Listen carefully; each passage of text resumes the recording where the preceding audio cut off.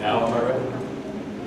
Yes, you're up, buddy. Okay. Go for it. Well, it's good to see you this morning. I ran into one of our class members this morning, and we had a conversation about one of our other former class members, and I felt very much impressed upon to ask a favor of you this morning.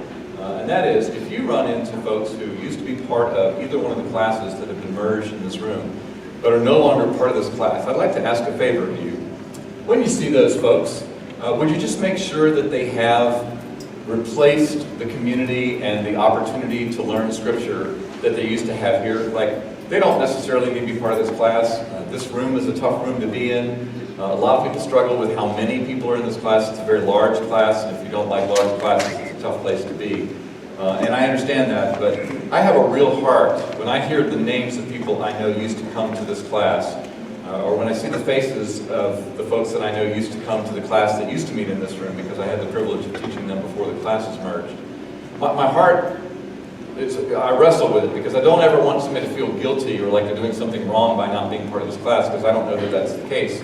They may have found something better to do with this hour, for that matter, or they may need to go to the worship service that goes on during this time. Like, I don't know what everybody's situation is, but I do feel like as part of their former community, somebody needs to take responsibility for making sure that our friends, our brothers and sisters in Christ with whom we've had relationship with, and in some cases for many years, people have been part of these classes and have fairly recently stopped coming. I just feel like it's incumbent upon us as we encounter those people to have those conversations and just say, hey, spiritually, how are you doing? What class are you attending these days? Or, how are you getting some of those needs met in your life? I feel like that's an appropriate kind of accountability to bring to those conversations. So I just want to encourage you to do that, embolden you to do that. If you need permission, consider yourself permitted to do that thing. So, today we're going to finish up this 3-week series. I do need to do a quick straw poll. I notice we don't have quite as many people here, so this may not be as big an issue. And I don't want to put you on the spot. I know some of you don't like raising your hands, but it will be helpful to me to know how many of you in this room have not been here for the last 2 weeks. This is your first week here for this particular series. Okay, several of you. All right, then I'll need to do just a bit of brief recap. I will try to catch you up as quickly as I can. So for those of you that were not here the last 2 weeks, you see that these are lessons learned while running, and we are talking about the race metaphor in Scripture. And specifically, this is sort of designed to be an extended testimony by me. I do not believe that your testimony is necessarily your salvation story. Your testimony is you testifying to what God is doing in your life. And part of what God has been doing in my life in recent years is teaching me through the personal discipline of running. So I've been sharing that as my testimony, and I've been also encouraging you to share yours. I'm hoping Bill has begun his book this past week on lessons learned while engineering. I'm only actually slightly kidding. I feel like there are a lot, and there's many of you in this room. I'll tell you, one of the coolest things about this series for me has been the number of you who have come to me and said, I used to be a runner. In fact, there's quite a few of you in this room who apparently were significantly better runners before than I will ever be. So that's been a real joy to me, because I've never known you in that capacity. I've never known, wow, some of these people like really were excellent athletes, and I'm like, that's kind of cool. And I went from thinking like, well, I don't want to act like, I'm this big runner type, to I'm not sure I'm qualified to teach this class. So that's been a lot of fun. So we're going to pray, we're going to ask that God would use our time together and make it so that there's something that comes from today's class that is meaningful and memorable. So let's ask the Lord for that right now. So Father, we surrender this time to you, and we just ask, Lord, that you would use this for your glory. We believe and know that your word speaks and that it does not return void. And so, Father, we enter into your word and into the testimony of your people today, asking that you would teach us. I pray, Father, that these phrases that I have been gathering over these last couple of years, Lord, if they're true, I pray that they would resonate, and if not, I pray that they would be rejected by your people. Thank you, Father, so much for your love and your kindness to us. Thank you for Jesus. We pray in him. So these running pictures are pictures of me running with my daughter and alone. That's a pair of shoes that I talked about that I have a little over 400 miles on. I was actually talking to Ann on the way here this morning, trying to figure out what shoes I'm going to wear this afternoon, because it's pretty wet out there. But it also, if you're a runner and you go outside today, it feels way better than it has for a long time. So I'm probably going to go run anyway, but I'm probably going to use these old shoes because I don't want to mess up new ones. So we talked about the race metaphor in Scripture, and I shared a number of these passages of Scripture, including this one in 1 Corinthians chapter 9, where Paul says, in a race everyone runs, but only one person gets the prize. Not to say that in the Christian race only one person gets the prize, but to say that Christians should run in such a way as to win, as if it were a contest. And then these passages in Galatians, where he is using that metaphor in talking to them. Then this passage in Philippians. And then the last one that we covered was this passage, which I'm going to go ahead and read to sort of set the context as we head back into this again. Since we are surrounded by such a huge crowd of witnesses to the life of faith, remember this is a reference to those in the previous chapter, Hebrews 11, by faith Abraham, by faith Moses, by faith David, by faith, and so forth. Let us strip off every weight that slows us down, especially the sin that so easily trips us up. It's interesting that the writer here assumes there is such a thing. He assumes that when you read this, that you'll understand that everybody has one of these. Nobody is immune from this. And let us run with endurance the race God has set before us. We do this by keeping our eyes on Jesus, the champion who initiates and perfects our faith. And so we talked about also the power of metaphor, in what ways the Christian life is like a race and in what ways it's not like a race.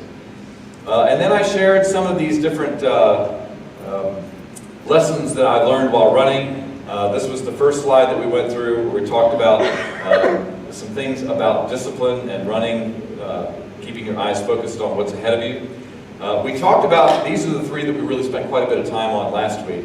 And this is, for those of you who were here the last 2 weeks, this is the last bit of recap, so I'm almost done. Here we talked about the importance of community in running.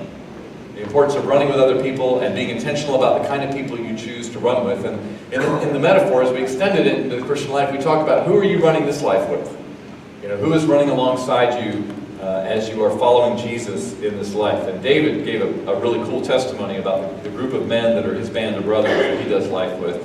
A lot of people said things, but I remembered that, resonated with that, and being able to identify that and the value of that. And one of the things, the teachable point that I shared out of that was, if you're that person for someone else, then the most important thing you need to do is show up.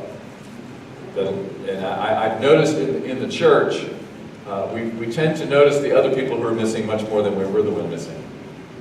I remember when I was a pastor in the local church at New Hope Christian Church in Roanoke, Virginia, I used to have people come up to me all the time, and they would say, you know, where is everybody? And I said, well, what do you mean? They said, well, it just seems like there's a whole lot of people that are not here. And I said, well, where have you been? And they're like, what do you mean? Like, well, how many Sundays have you been here out of the last month? Well, I guess this is my second. Well, they were all here last week. And I think a lot of us process, you know, our time in our small group, our time at church that way. Like, we only really think about it when we're there. We don't think about the fact that we're missing when we're not there. So we talked about that some last week, and I asked and encouraged all of us to think intentionally about where is that for you? Where is the time when you may be a little less consistent than you need to be? All right, so now we're going to get into some of the lessons learned while running that we have not yet covered. Now, I do have to ask, today's one of those days I might have to buzz along fairly quickly. When I first decided I was going to teach this lesson, I thought, well, I may have enough for 2 weeks, but I'm not sure I can fill 3. Well, we're now on week 3, and we're about halfway through. So I'm going to have to buzz along a little more quickly. And the goal here is, and if you want to picture what I have in mind, imagine me as a farmer sowing a seed. Okay, I'm hoping that something here hits and really strikes you, really resonates. We cannot, to get through it, and I'm not sure that getting through it is the biggest priority, but I at least want to cast all the seed in the bag, or at least most of it. I'm going to need to press on. So I'm going to go through some of these fairly quickly, and then I'm going to ask you which one particularly struck you. So if you need to take a note, if you need to take a picture of the screen, if you need to jot it down on your phone, like, oh, that one, then that may be helpful to you, because some of these are a little longer. So here are some of the lessons that I believe I have learned or heard while running. Next one. The difference between runners and people who run is that runners run even when they don't feel like it. People who run only run when conditions seem favorable. And if you don't remind yourself from time to time why you run, you will never be able to continue long term. So this is a lesson for me about commitment. And the application for me is people who are actually following Jesus and people who go to church. You know, people who are committed and living the life of faith, and people who are just kind of part of Christianity or Christendom. They kind of consider themselves part of the group. There's a difference between following Jesus and following the people who are following Jesus. And I think that that was an important distinction. And the day when you put your shoes on and you walk out the door and the weather is awful and you don't feel very good and you go do it anyway and you force yourself to do the miles is the day when you realize I'm not just playing a game here, I'm a runner. Like this is important to me. And one of the biggest moments for me when I was a pastor in a local church was the realization I had one day when I realized there are people who wake up in the morning and decide whether or not they're going to church. Blew my mind. Because I always thought, well, why would that be a conversation? Now, church looks different for different people. And sometimes going to church means going to your living room and doing home church. And sometimes it means going to a building with 5,000 people. But just the idea that you would consider not worshiping the Lord didn't even occur to me. But that's because I'm committed. That's an area of my life where I'm committed. I'm in. So it's not really a question for me. So next one. True progress is almost never reached merely by taking the right next step, but rather by an accumulation of many of the right next steps. Then you find yourself where it is you need to go. Running is not that. It's a lot of that. I love the title of a book by Eugene Peterson. He has a book out. He's an older pastor. He's written a number of books. He's actually the one responsible for the pseudo-translation of The Message you may have heard of. He wrote a book called A Long Obedience in the Same Direction. You get the idea there. And to go back to the race metaphor, it's this idea that the Christian life is not a sprint, it's a marathon. It's a long distance race. You've got to be in this thing for the long haul. So that was the idea here. Next one. On days when you don't feel you're moving at all, you may be doing better than you ever have before. On days when you feel like you're moving quickly, you might not be. When running the race, your feelings often don't accurately reflect how you're really doing. I cannot tell you how important this has been for me. So I have bought a Garmin GPS watch, and it's designed for runners. And it tells you all sorts of cool fancy things. I've got a heart monitor. I don't usually wear it because it was too much information. I didn't do anything with it anyway. But this little watch, it tells you what your pace is and how far you've run and all that kind of thing. And then when you take it home, you connect it to your computer and it uploads that information. And you can do all this kind of pace analysis and all this kind of stuff. And I don't even have one of the really nice watches. Some of the really nice watches, they give you all kinds of ridiculous information. Like how many milliseconds there are between the different footfalls to see if you're favoring one side when you run and all this kind of, you know exactly what I'm talking about. You know more about this than I do. Some of you, I can tell who the runners are oh yeah. And some of you are wow, really? But this is so true. So I wear this every time I run, and it is remarkable how different my pace is sometimes than I think it is. There are days when I'm out there and I'm running and I'm thinking, man, I am cooking with gas today. I am flying. I feel like, some of you remember the $6 Million Man? In my head sometimes I'm I feel like I am. And then I cross a mile and I look at my watch and I'm oh man, it's so slow. And then there are other days when it's exactly the opposite. I feel terrible. I feel like I am running in sludge today. I feel like I'm dragging. And all of a sudden I look and I'm wow, I'm doing pretty good. And the Lord has used this to teach me that your feelings are not a good guide to how you're doing. Amen. And this is definitely true in the Christian life. A lot of days when you feel like, I am stinking this up. I'll give you an example here. And this has more to do with service than it does with sanctification. But this is really, this is powerful for me this week. So day before yesterday, Friday, I taught one of our classes that's called Ministry Planning Workshop. Now, the Ministry Planning Workshop is the capstone project, the capstone assignment that we give to all of our missionaries before we send them out overseas. Okay, so they've already spent most of the time, a year and a half, 2 years, going through university, getting training in all kinds of different things. But this capstone project is, part of it is a residency where we force them to go do cross-cultural ministry while they're still here, so that they have some experience crossing cultures before they go overseas. And some of it has to do with us just teaching them about things we want them to know before they leave the country, things that they're not going to get in the class. So this is my second one teaching in 3 weeks. I usually don't teach that many of them so close together. But this semester we have a very small group of people. There's only 6 of them in this class this semester. Normally there's about a dozen. And we do it twice a year, and usually right after we finish, they go overseas. So it's a pretty steady stream of people that we're able to send overseas.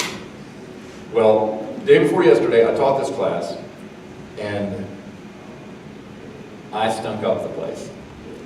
You know, and I know, Wayne, I know you know this, Glenn, I know you do, Tim, you probably do, but there's a lot of you guys who've taught here. There's just times you teach, you think, well, that didn't go very well, right?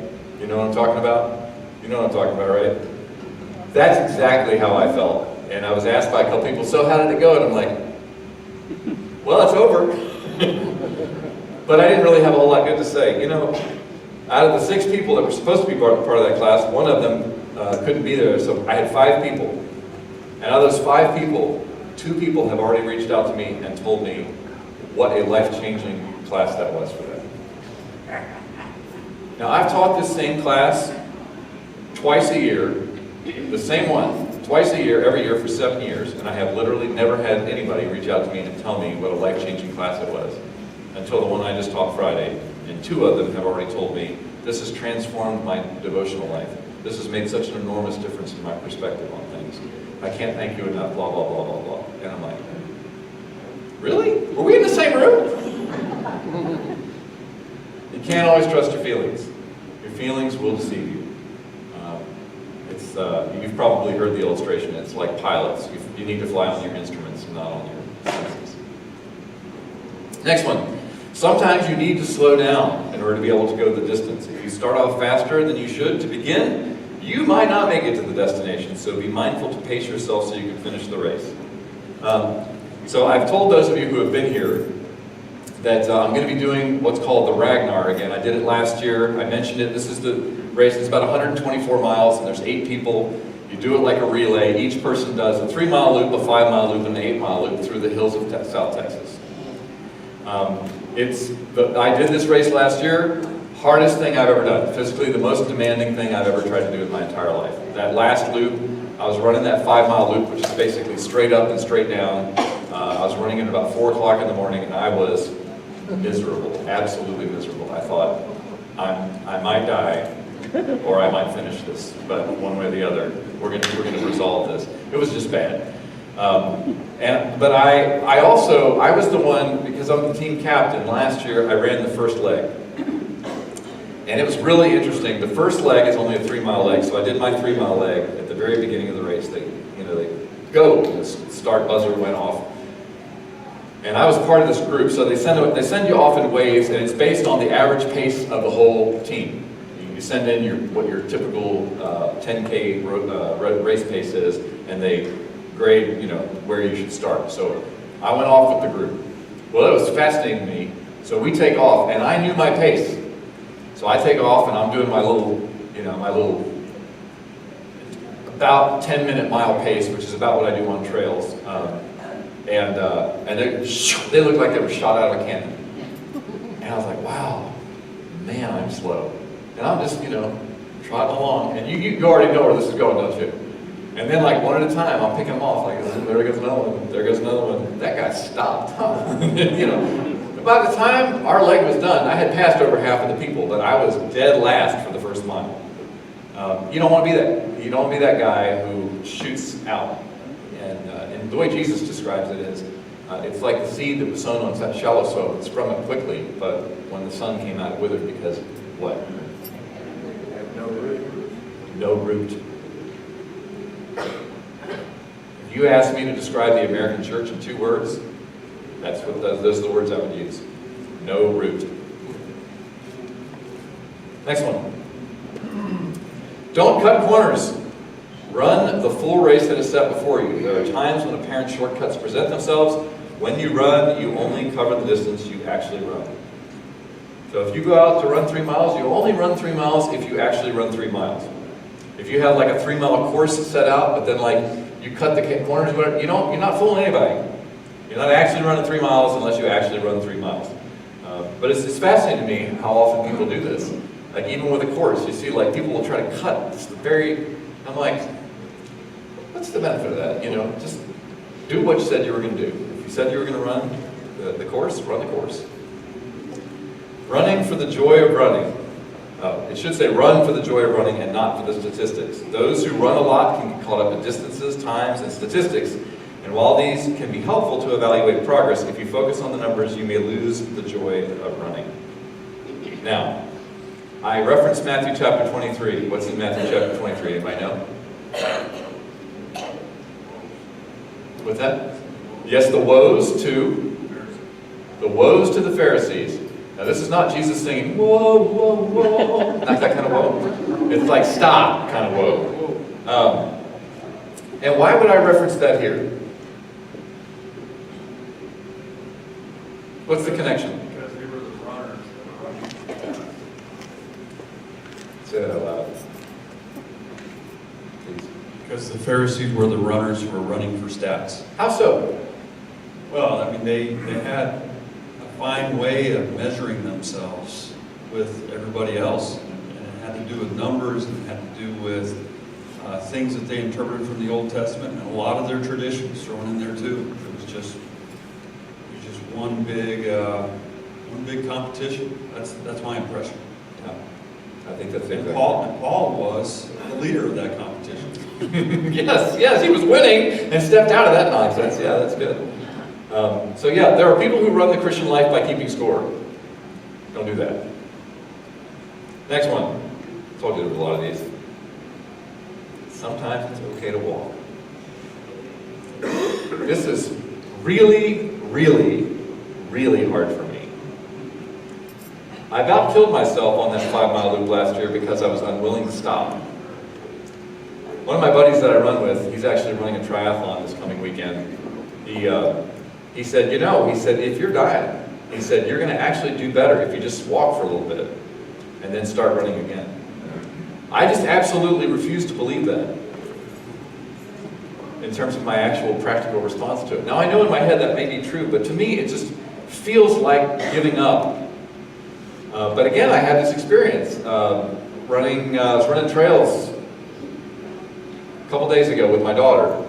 And I tried the first mile, I tried to just stay running the whole time, and I was so slow. And the second mile, I just stopped to walk for a while. And it turned out I actually was faster because I allowed myself to recover. And there are times in the Christian race where you need to walk.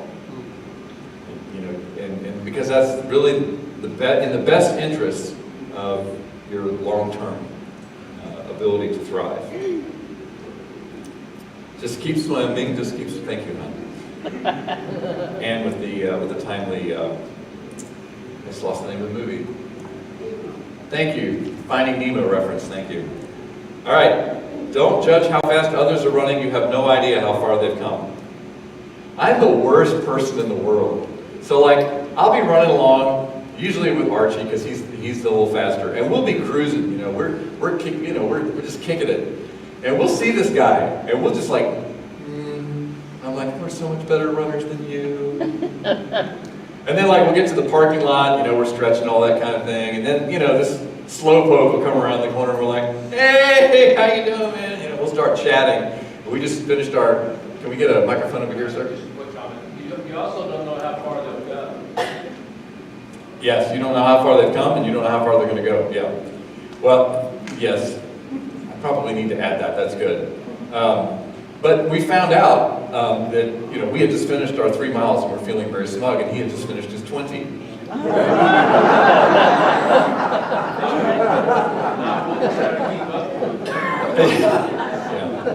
So, but we do this all the time. Like we do this all the time in our walk with Jesus. It's really, really hard to keep the spiritual blinders on and to focus on our race and not looking at everybody else and going, well, he ain't doing so hot, you know? We look so good when we compare ourselves to other people because we choose to compare ourselves with whom we compare favorably. But when we compare ourselves with Jesus, keep your eyes on Jesus, the author and the perfecter of our faith, who for the joy set before him endured the cross, scorning its shame. Like, if that's our foot, we'll never look that great. Because he ran a better race than any of us will ever run. And so that was a good reminder to me. Such conviction in that moment too, you know. No, it's weightlifting. Go ahead. I had 3 rules for weightlifting that I taught my Sundays. And the first is leave your ego at the door. The second is don't worry about what the person next to you is lifting. And the third is if it feels heavy, it is. Because there's some days you can blow through a weight like it wasn't there, and other days you say, how'd I ever lift this before? That's good. That's good. And I love that you have that, and you see the practical application for that. Like some truths do transcend the specifics. That's really good. Okay. Yes, Bill. I'm going to cover the next one while I'm waiting for the microphone to get to you. You never know how difficult an obstacle is until you've had to overcome it yourself. I'll say more about that. Go ahead, sir. About the don't judging, and it fits right in about the difficult obstacle. I wondered if it would. A good thing to do to figure out about the don't judging is to work somewhere like at CEC, handing out food to families that are hungry that need food. And you see these people driving up in a newer car than you have, and you're thinking to yourself, why should I be giving them food out until you get laid off? And you realize you got a car that you're upside down on, you can't afford to sell it because you can't get enough money out of it to pay the note off, so you keep it because you need it to go find work and you need it to take your kids around to school, etc., etc. Okay, don't be the judge of those people that come in unless you want to get laid off, because believe me, the Lord will do it to you if you start judging. Word. That's good. This is so true too. You know, you always think, all right, so just a quick show of hands. How many of you have ever run more than a mile in your life? Okay, so a pretty good chunk of you. All right, so it's fairly flat here. And my daughter and I have been running to train for this race, and we're actually doing fairly well, but it's not easy to find hills around here. Okay, there's not a lot of places to get good hill running. And in the area where I live, it's very, very hard to get hills unless you're also on trails. Because the trails are where the hills are. But that's hard right now because it's been raining so much that they keep closing the trails. It's really hard right now to get the training in. So we had like this brief window.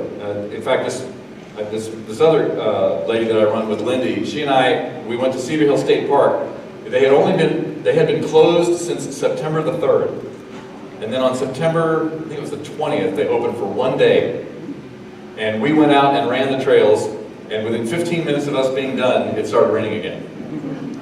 So this has been what it's been like. Well, here's an interesting thing.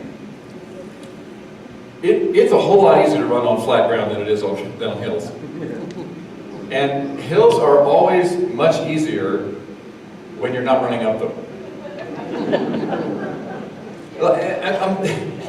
Like, you can look at a hill and be like, oh, that's not so bad. I do it all the time.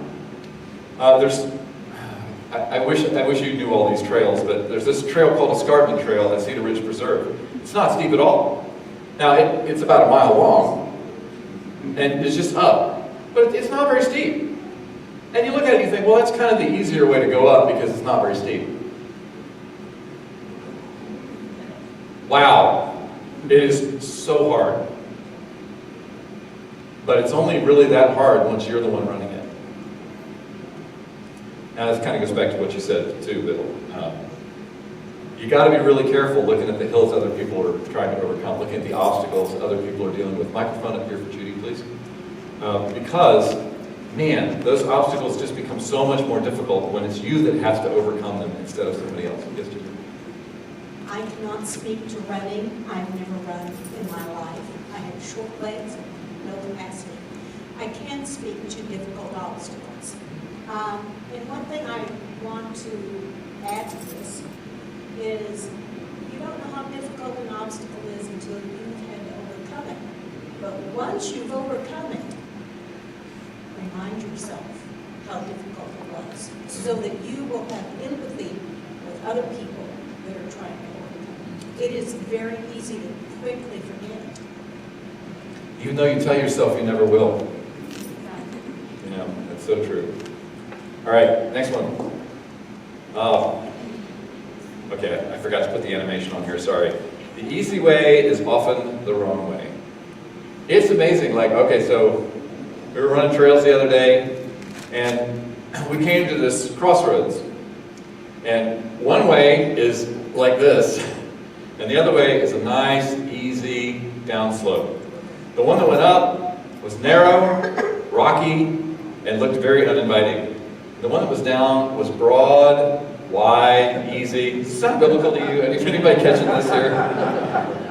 And so we came to that, and Lindy was like, I want to go that way. And I said, yeah, you do, but that's the wrong way. And so we turned to the right, and we went up the more difficult trail. And trail running is really, really easy if you're always going downhill. And so everybody will try to go downhill. Problem is, sooner or later, what goes down must come up. That's exactly right. And more injuries happen while going down. That is so true. And more wear and tear on your body, too. You got to be really careful when you're older and you're running downhill, especially on hard surfaces, because you can do a ton of repetitive joint damage to yourself. Very good. Before you reach the finish line, sometimes it's all you can do to keep putting one foot in front of the other. Now, this is almost axiomatic. Like, nobody actually needs to tell you this, right? Except sometimes you need to remember this.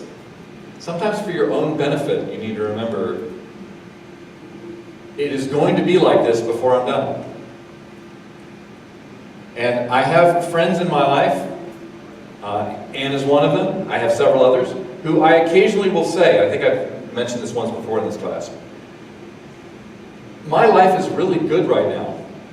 Things are really easy. I'm going to need you to remind me of this down the road. Because it isn't always going to be like this. I just know this in my head. And it's so easy to get so caught up in whatever season of life you're in that you think that's life. It's so easy when things are really bad to think, this is my life. Life is bad. And to just get caught up in that. That's not true either. Or to get caught up in the good seasons and think, man, life is great. That's not true either. It's both. And it is good to remember that. Before you're done, there are going to be some times where it's all you can do to just stick one foot in front of the other. So those of you who were here, I can't remember if it was last week or the week before, I talked about the value that I see when running in looking at the goal further down, and not just constantly keeping your head down. But sometimes, like, you just need to be okay with the fact that sometimes just keeping your head down and putting one foot in front of the other, sometimes for a while that's all you can do, and you need to be okay with that. You need to give yourself the grace and the permission to do that if that's where you're at.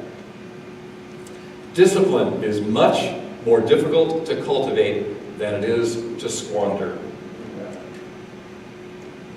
Now, if you were to ask me, after this litany of a whole bunch of them strung together, which one struck me most?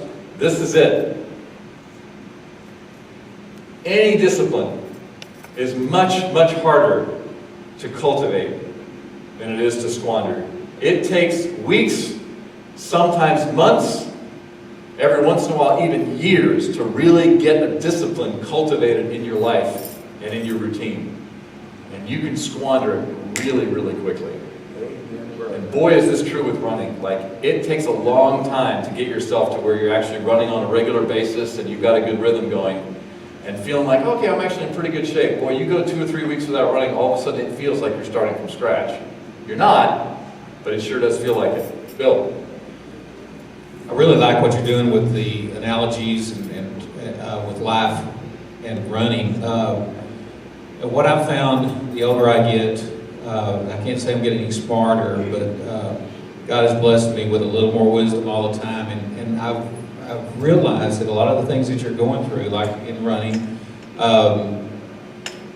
is preparing you for something on down the road. And we talk about the easy ways, often the wrong way, and putting one foot in front of the other. And sometimes it seems like, man, I can't take anymore. But if you're paying attention along the way and asking God to reveal things to you, it's kind of like what I've been going through with my dad for a while now. Because of some other things that I've gone through earlier in my life, it has taught me to be a lot more compassionate and sensitive to what he's going through.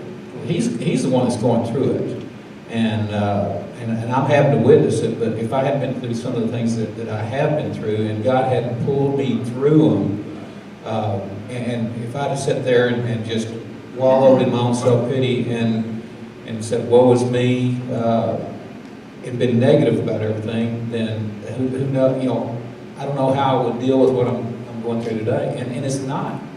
People a lot of times say, well, I really like, I thank a lot of you for what you're doing. I'm like, I'm not doing anything.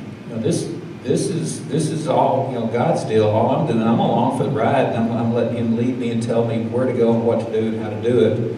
And also bless me with the tools that I need to do it with. That's good. That's so true. I'm tempted to go further with that. Thank you. That's a beautiful testimony. It's really good. Speed is less important than direction and momentum. As a runner, it's easy to get fixated on how fast you're going. It's easy to look at your watch or check your time, whatever. People get really caught up in that. But it's much more important that you're going in the right direction, and that you're making progress toward wherever the finish line is of the particular race you happen to be running. And momentum. And by momentum, what I mean is, as a runner, it is really less important what my actual current pace is than how I'm doing in the big picture. Am I doing well in the overarching view of my running, rather than how fast am I running today? And once again, I think it has a lot to do with not getting caught up in the statistics of the moment as well. All right, we're almost done.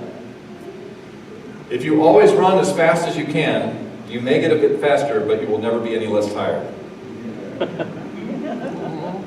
This is probably the second one that I would say struck me most. This one really hit me while I was running in Virginia. I was running alongside the Nrh River on a place I used to run back when I lived there, while Ann and I were on our partnership development trip about a month ago. And it dawned on me, and speaking of speed, I looked at my watch and I'm like, wow, I'm moving faster, but I feel just as bad as I did before.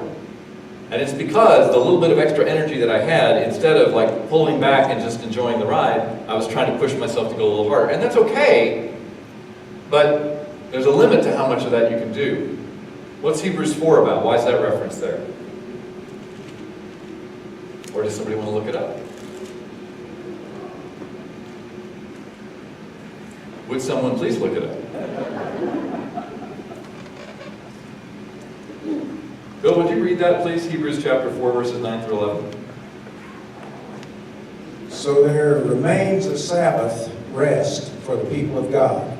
For the one who has entered his rest has himself also rested from his works, as God did from his.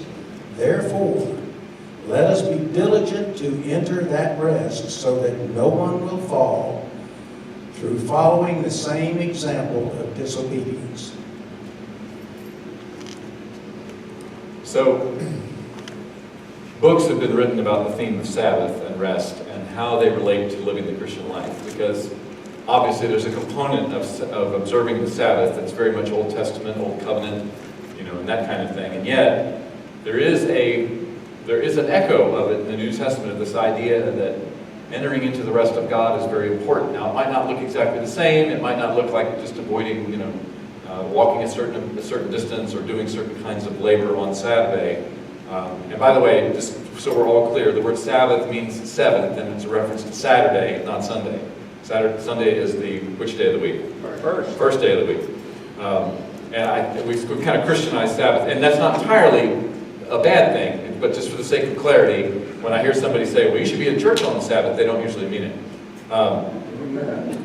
But if you always run as fast as you can, you may get a bit faster, but you'll never get any less tired. There are people who do this in their lives, in their ministries. They just get better and better at what they do, so they just do more and more. I think churches do that. Churches start programs and they get things going and they get projects and programs going, but they never actually kill anything. They just add and they add and add and add and add and add. And your church expands capacity, but everyone's exhausted all the time. There was a pivotal moment in the church where I used to serve where I sat down with my leaders and I said, so if the people in our church are doing what we think they should do, how many days, how many nights a week are they going to be involved in church activities? And my leaders realized that between the Wednesday night service and the Sunday night service and the small group that we expect them to go to and the fact that we typically wanted them to do like one kind of volunteer thing a week, we were asking people to give up 4 days a week, 4 nights, it was often Saturday morning or whatever, but 4 slots. And I said, okay, so how much time are we expecting them to spend with their families? And are we thinking they're ever going to rest? And because the church just kept expanding and expanding and expanding, you know, we had this choir and they were doing these programs and they were spending like dozens of hours every Christmas, dozens and dozens of hours every Christmas to put on this program so that people who, for the most part, already went to church could come and see them do the thing. And I'm like, okay, that's okay, but is it worth, like if you add up the cumulative number of hours, we're talking about hundreds and hundreds of God's hours that are being invested in this program, is it worth it? It's not a popular thing with the choir director for me to make that point.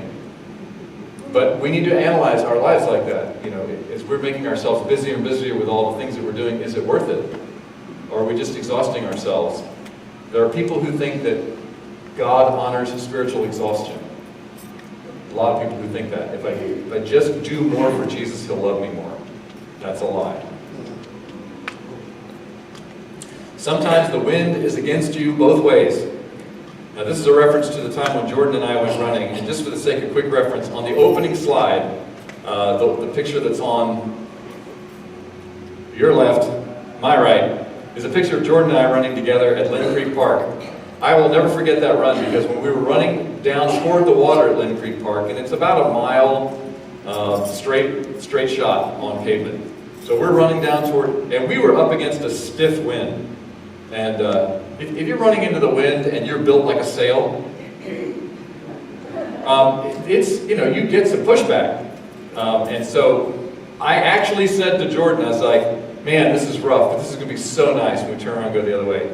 So we went down, and a couple miles later, it's, you know, 20 minutes later or something like that, we're turning around, we're coming back the other way. The wind had shifted. And we came running back, and it was just as hard blowing back against us the other way. I'm like, come on, really? Couldn't it not come the other way around?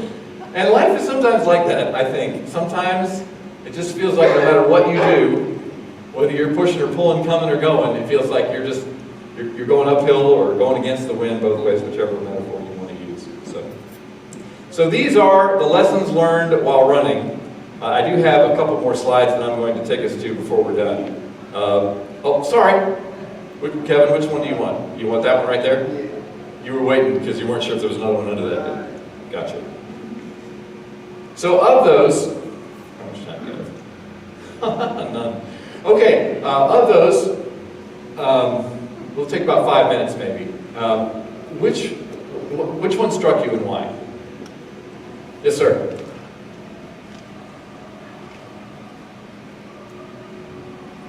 Number 5 is one for joy.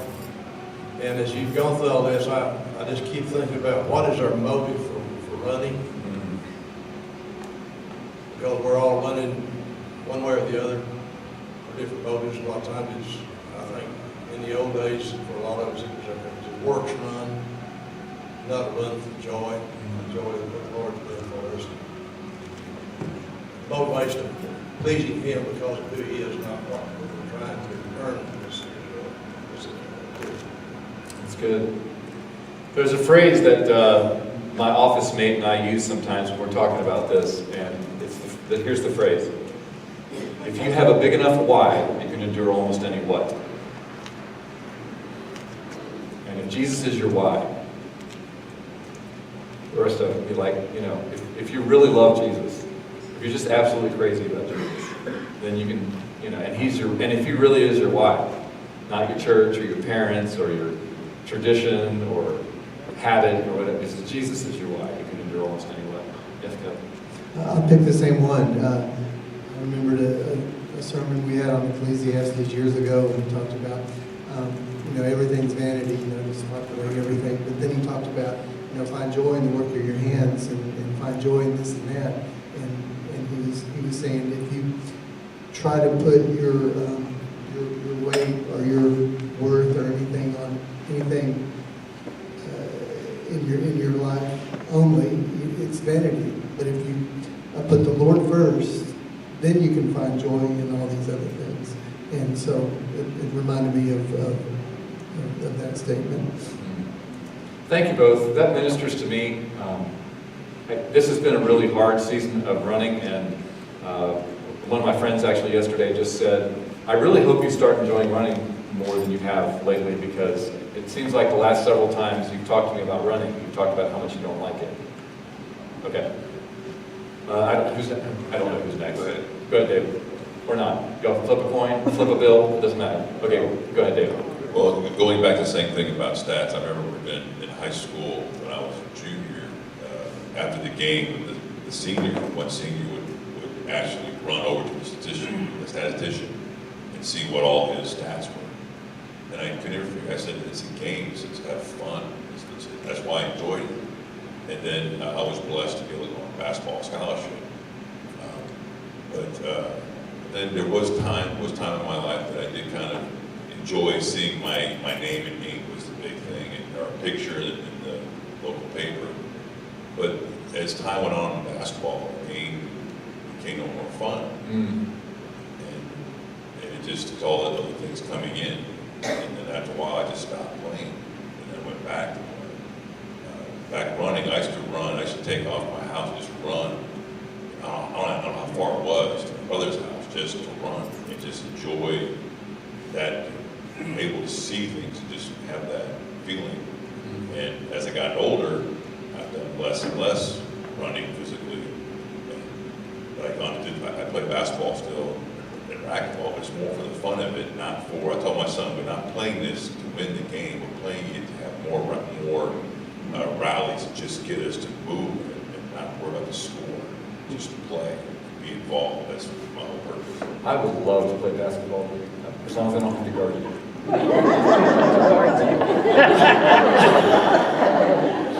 Yes, Bill. And then right here, we need a microphone next. I like the joy part too, running for the joy of running. Many years ago, there was a movie made called Chariots of Fire. There was a young man in the movie and it's a true story, basically true story, a young man named Eric Little, who was the son of missionaries in China. And he was a runner, and they were getting ready for the Olympics in the late 1920s. Somebody asked him one day, why are you doing this? Why aren't you getting ready for the ministry and all this? Why are you wasting your time running?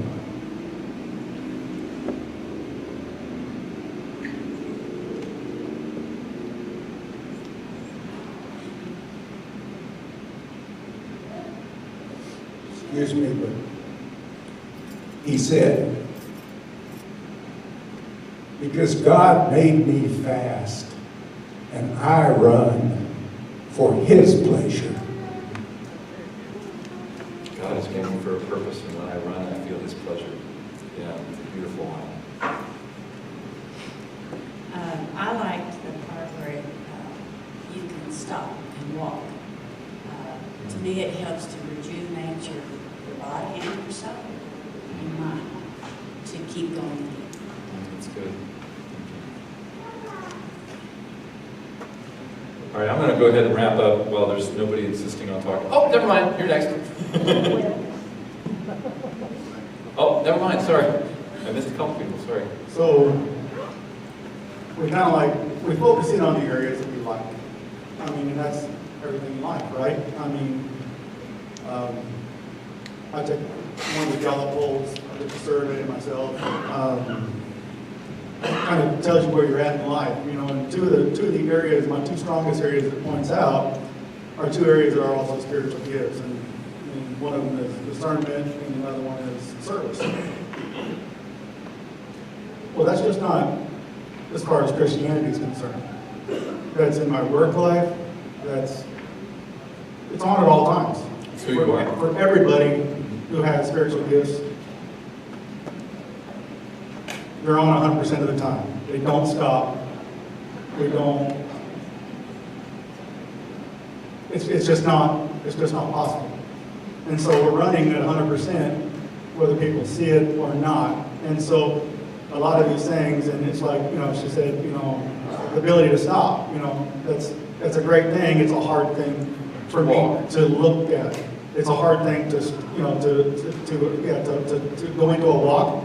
Just like you said, you know, I mean, that's giving up, you know, and it's like at work, you know, somebody says, you know, I mean, I could be working 24 hours, you know, hey, I need somebody who works some overtime, what do you need, you know, and you're instantly ready to work. You're pulling, but, you know, you look at your Christian life, and you're doing that as well, and you're pulled in 100 different ways.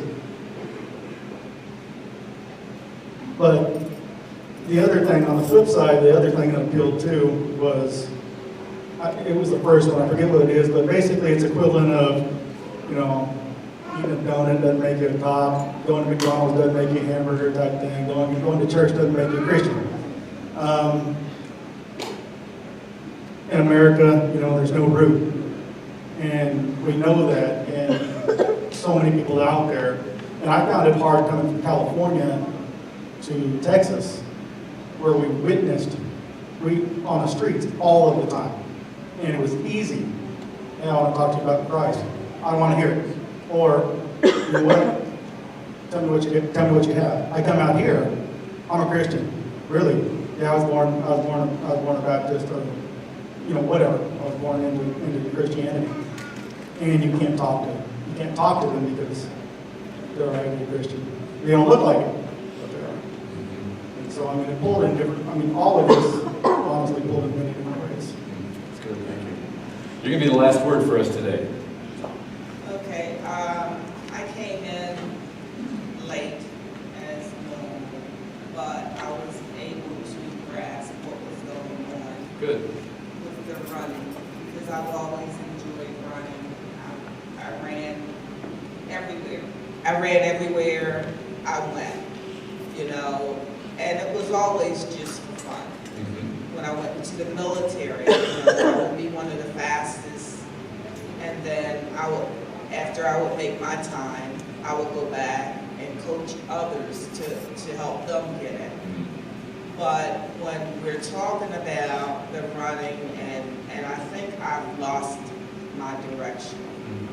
I really hate the fact that I can't run anymore.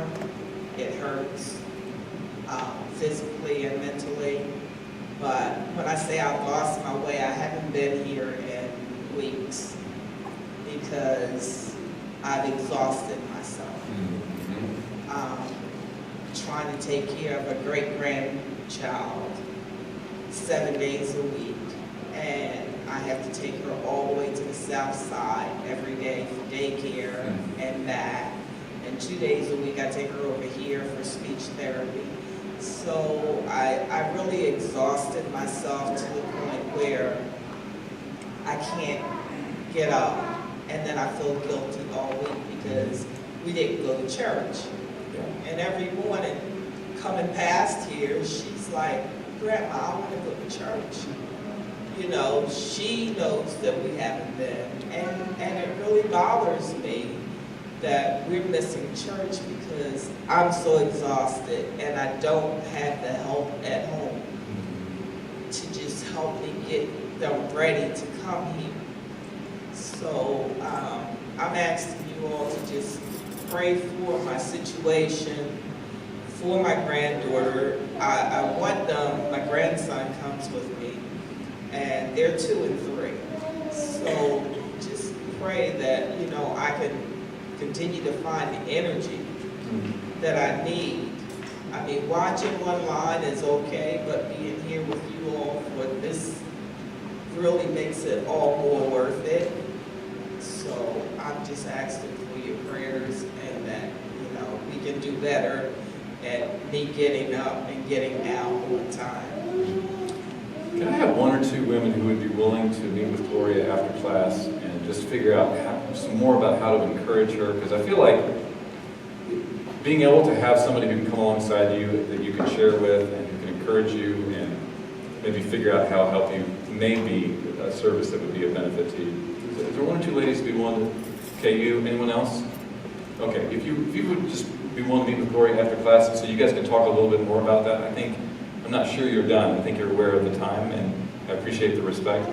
But Gloria, I will be praying for you. And then hopefully these two women coming alongside you and anybody else, any other women who feel like they would like to be a part of that, please feel free to do that.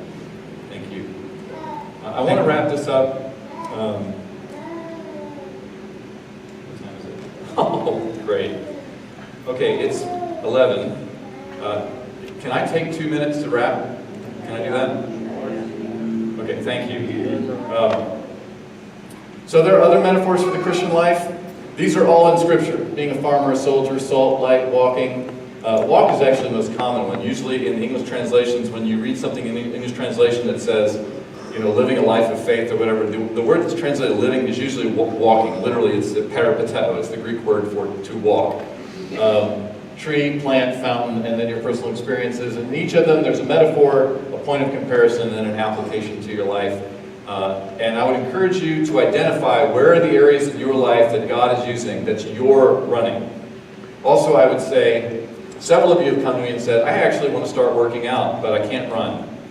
Great. Do something else. Some of you have talked to me about riding bikes. Swimming can work. For many of us, the physical exertion, even if it's just walking on a regular basis, let me encourage you with that. Paul does say to Timothy, physical training is of some value. Some of the best memories I've had of the last several years have involved running. These are some of the people with whom I run. These are some of the races that I run. It's just provided me with a great deal of joy. And there's nobody ever, I can show pictures because nobody actually cares about the races that you run.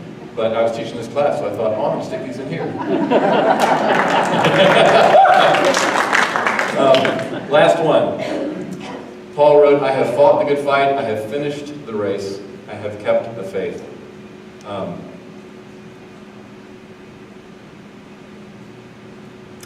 I hope we can all say that. You know, and that's me finishing a race because once again, nobody cares about your race once it's over. And there's a lot there because you can talk about what exactly does that mean, you know, because he puts that in parallel with keeping the faith, as if that's actually a struggle even for a man like Paul, that there are times where he has to fight for it, that he relates to the difficulty that's sometimes involved. I hope this has been a benefit to you. I think I've finished in 2 minutes. Thank you so much for indulging me, and I would encourage you to remember this is not about me and it's not about running. It's about you and the way you live out your life.